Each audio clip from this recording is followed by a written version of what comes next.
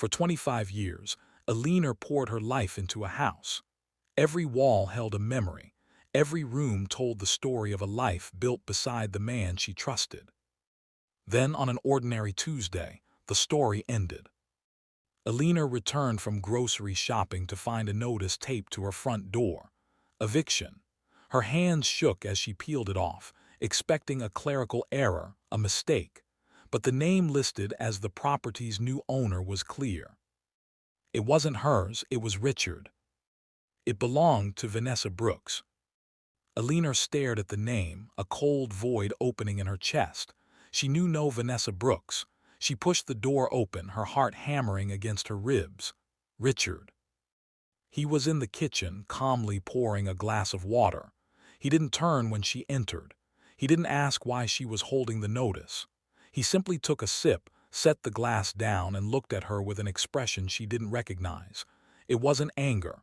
It wasn't confusion. It was indifference. "Pack your things," he said, his voice flat. "This is Vanessa's house now." Eleanor opened her mouth, but no sound came out. The man standing before her was a stranger. The husband she had supported through job losses, health scares, and family tragedies was gone.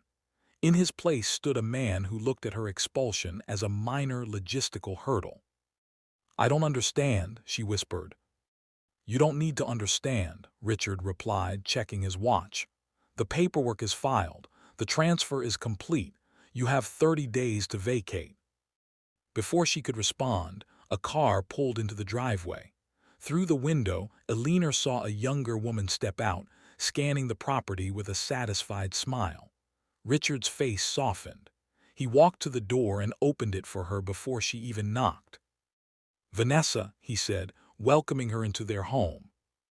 Vanessa glanced at Eleanor, her smile not reaching her eyes. "Oh, she's still here." "I'll handle it," Richard said dismissively. Eleanor backed away, the grocery bag slipping from her fingers. Spilled milk pooled on the floor, but neither of them looked down. She turned and ran. The next few weeks were a blur of humiliation. Eleanor moved into her car, parked a few blocks away, watching as her life was dismantled. She saw movers carrying out her furniture. She saw Vanessa directing contractors to tear down the garden wall Eleanor had built with her own hands. She felt a despair so deep it threatened to swallow her whole. How had this happened? How could 25 years of marriage mean nothing? One night, shivering in the cold car, she pressed her forehead against the steering wheel. "How did my whole life disappear overnight?" she whispered to the empty street. A light flicked on in the house across the street. An elderly neighbor, Mrs. Gable, was looking out her window. She had watched the whole ordeal. Eleanor quickly wiped her eyes, trying to hide, but the old woman was already stepping onto her porch. "Eleanor," Mrs. Gable's voice was soft but firm. "Come inside, it's cold." Eleanor hesitated, then nodded. She couldn't stay in the car. Inside the warm kitchen, Mrs. Gable handed her a cup of tea. "I've been watching that man," she said, her eyes hard. "Something isn't right. People don't just lose their homes like this without a fight. Unless," she paused, her gaze sharpening, "unless there's something they forgot." "I don't understand," Eleanor said, tears spilling over. "He said it's over. He said the paperwork is done." "Paperwork can be wrong," Mrs. Gable said. "Or maybe there's paperwork he forgot about."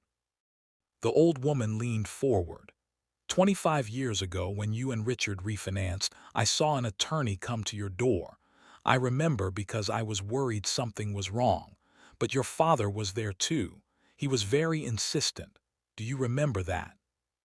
Eleanor froze. The memory was buried under decades of normalcy, but the mention of her father brought it rushing back. Her father, protective and fierce, who had never fully trusted Richard. "He gave me something," Eleanor whispered, the memory surfacing like a bubble from deep water. "An envelope," he said. "Never lose this, it's your safety net." "Where is it?" Mrs. Gable asked sharply. Eleanor's breath hitched. "I didn't keep it in the house. I was afraid Richard would find it or I don't know. I put it in the storage unit, the one we haven't opened in years." Mrs. Gable stood up and grabbed her coat. Then we're not sleeping tonight. The storage unit was a tomb of forgotten history. Dust motes danced in the beam of Eleanor's flashlight as she frantically searched through boxes of old clothes, children's toys, and tax records. Nothing, she sobbed, throwing a box aside. It's not here, I must have thrown it out. I'm stupid. Stop, Mrs. Gable commanded. Think, where would you hide something you never wanted to lose but couldn't bear to throw away? Eleanor froze. She looked at the corner of the unit, behind an old, broken suitcase.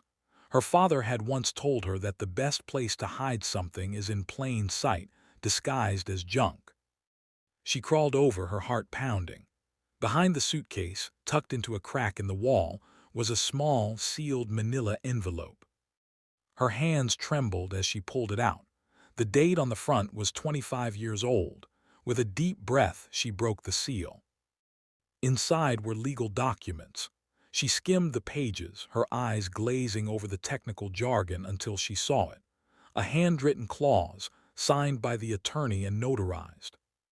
In the event of any transfer of property ownership without the explicit, written consent of Eleanor Vance, such transfer shall be deemed null and void. Furthermore, any attempt to bypass this clause constitutes fraud under state law.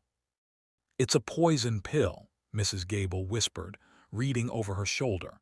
Your father made sure that if he ever tried to kick you out, the whole deal would blow up in his face. Eleanor clutched the paper to her chest, a sob of relief tearing from her throat. He thought he won. He has no idea. No, Mrs. Gable said, her voice grim. But we have to do this right, no more mistakes.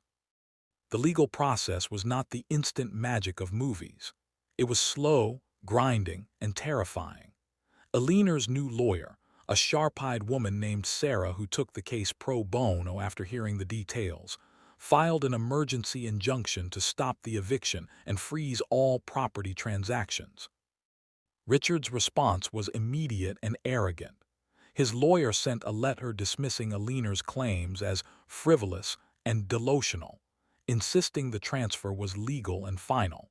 He demanded Eleanor cease her harassment or face further legal action. He's confident, Sarah told Eleanor over the phone. He thinks you're bluffing. He thinks you have nothing. He's wrong, Eleanor said, her voice steady for the first time in months.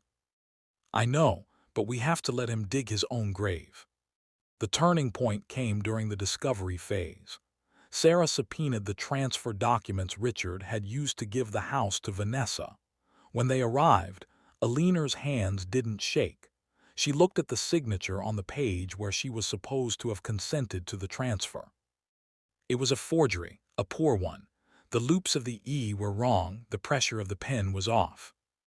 Handwriting analysis will confirm this in a week, Sarah said, a grim smile on her face.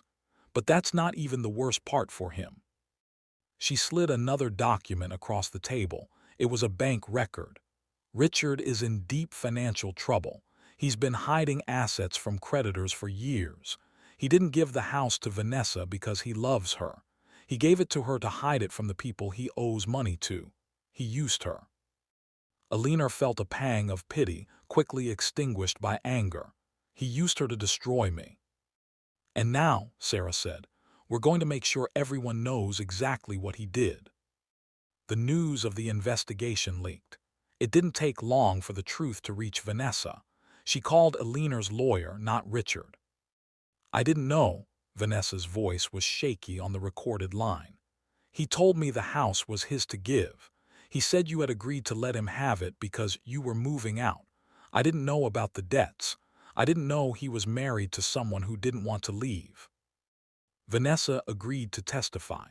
She had no interest in being part of a fraud, especially one that involved a man who had lied to her face. When the hearing finally took place, Richard arrived with a smug confidence that evaporated the moment Vanessa took the stand. Did you know about the debts? Her lawyer asked her. No, Vanessa said, her voice clear. Richard told me the property was free and clear. He said Eleanor was voluntarily leaving if I had known. She looked at Richard, her eyes filled with disgust. "I wouldn't have touched it." Richard's lawyer tried to object, but the damage was done. Then came the handwriting expert. "The signature on the transfer documents," the expert stated calmly, "is not consistent with the known samples of Eleanor's handwriting. It shows clear signs of forgery." The courtroom was silent. Richard's face had gone pale. He looked around, expecting support, but found none. Vanessa was staring at the floor. His lawyer was packing his briefcase. The judge didn't need to make a dramatic speech. The evidence was overwhelming. "The court finds that the transfer of property to Vanessa Brooks was fraudulent," the judge stated, his voice bored, as if reciting a grocery list. "The signature of Eleanor Vance was forged. The transfer is hereby declared null and void.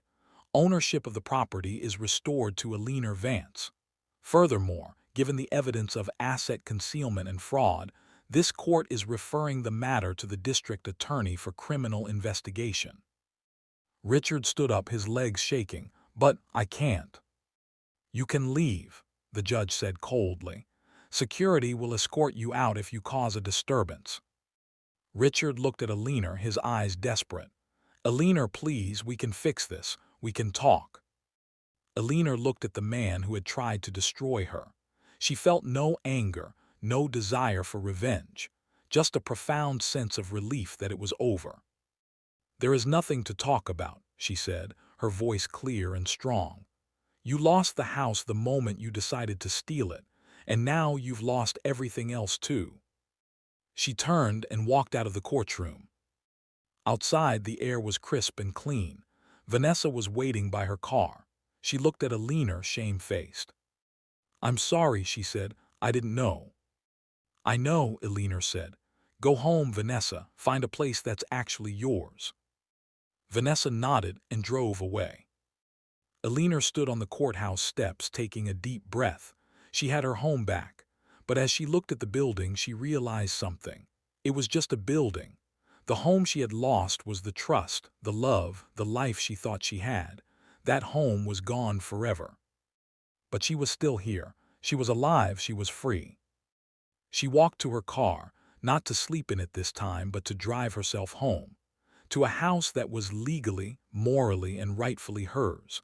And for the first time in a long time, she wasn't afraid of what the future held. She had survived the worst. Everything else was just a new beginning. As she drove, she passed the storage unit. She didn't stop. She didn't need to go back to the past. She had what she needed. She had the truth, and that was enough. Some endings don't feel like endings. They feel like freedom.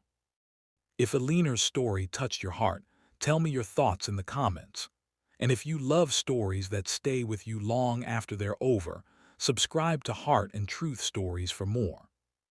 Until next time, thank you for listening.